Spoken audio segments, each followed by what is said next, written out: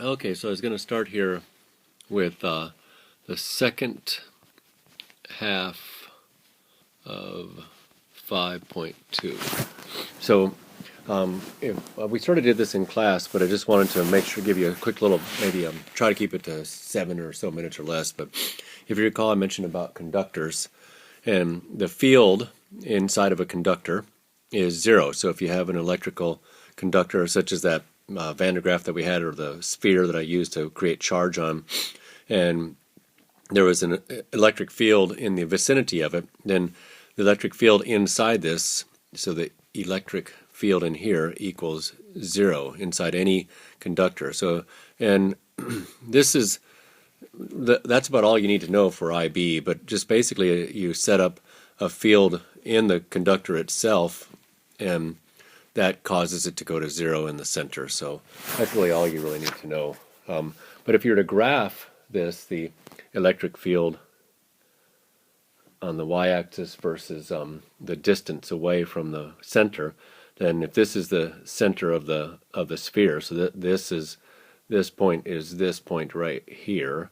So if that's that point, right there at the center, then it would just go along like this, and then it'd spike up, and as you move away, it would decrease according to the formula that we learned, which was K, the electric field, equaled K, which is 1 over 4 pi times E sub 0, KQ over R squared.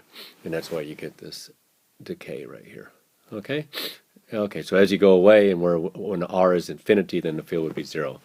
So let's quickly go on. And then we talked about electric potential in 5.2, and we defined electric potential as, if you recall, that this is measured in volts, and a volt is a joule per coulomb.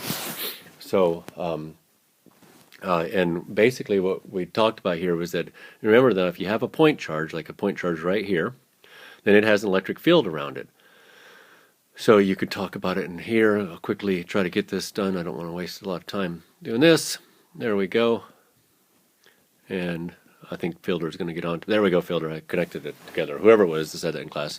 You have an electric field, but you also have potential. And so if you brought in your test charge, your small positive test charge, and as we know, this is a positive charge because the field lines go away, and you put it right here, and then you wanted to move it to right here, so from A to B, then you'd have to do work on it. And if you recall, we were given that formula that the work done would be equal to the change in voltage times Q.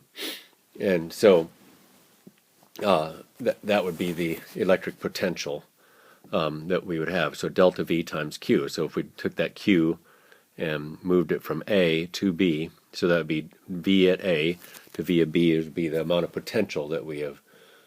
And so basically, if you recall, they defined it as the amount of work done to bring a small positive test charge, that's our small positive test charge, from a point very far away to close to the electric field. So maybe we can grab.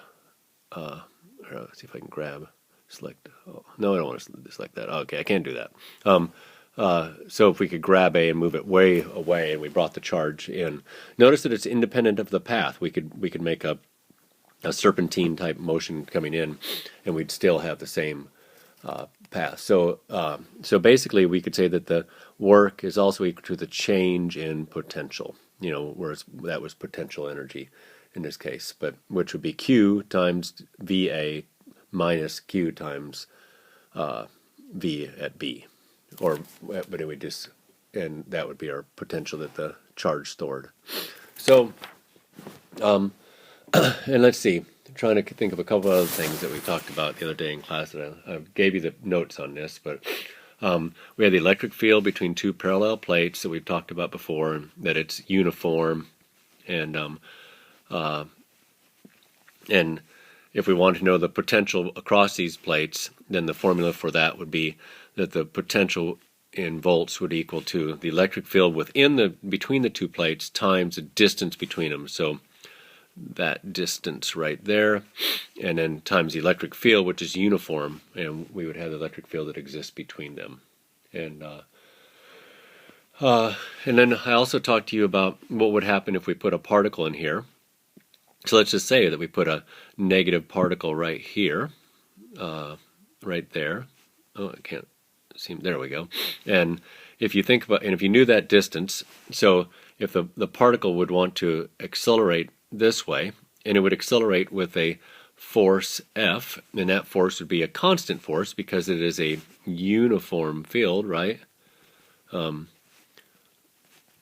Uniform electric field inside of two parallel plates, and so therefore F would equal ma, and that means that with a constant force you could find that you'd also find out that it has a constant acceleration. So since it has a constant acceleration, then your kinematic equations of motion would work inside here. So you could, if you knew this distance, you could use v final squared equals v initial squared plus 2ad, and sure enough you could solve and find the velocity right when it hits that wall over there or something. And you should have that, and this could just augment your notes from the other day.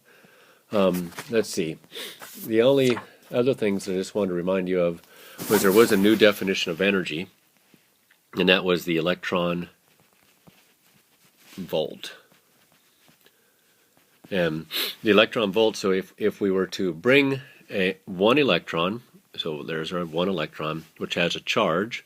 Remember that 6.25 times 10 to the 18th electrons equal 1 coulomb. And if you take the reciprocal of that, then I'm going to erase that right there, you will get the charge of one electron, because 1 coulomb equals that many electrons. So and you would end up finding that the charge of one electron in coulombs is equal to 1.6 times 10 to the minus 19th coulombs.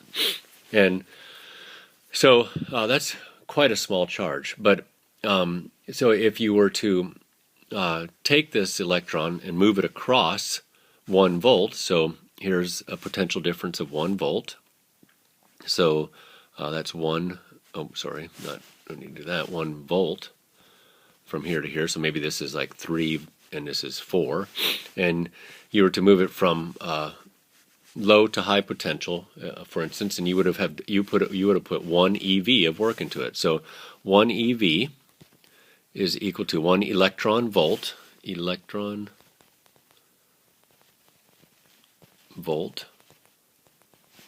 or EV, is equal to 1 electron moved across 1 volt.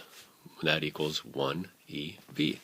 Now, that's pretty simple to understand, but later on, especially when we get to topic 6, you'll start using this more often because it's a small amount of energy. But that's okay, because when we start talking about nuclear reactions, then we are talking about smaller amounts of energy, not talking so it's easier to talk about electron volts in terms of the amount of energy released.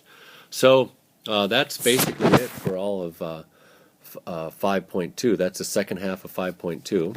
The only thing I think that I might want to do is go back and just recall, again, you could, if you bring an object across a potential difference, so if this were 20 volts and this were 10 volts, so if you move that small positive test charge from here and you bring it around in a crazy path like that, then you only care about the potential difference you brought it across. So the work done there would be equal to change in voltage times the Q, the charge that you're moving. So but in general, as we get to the 5.4, just remember that you only get electron flow, and that's getting us to current when you have a potential difference. So that's important in the game here, to have a potential difference, because if this was 20 to 20, well, that would make no sense. It would cost you nothing to move it from one potential to another. So let's wrap this up, 5.4, with that, okay? Under 10 minutes. All right, bye.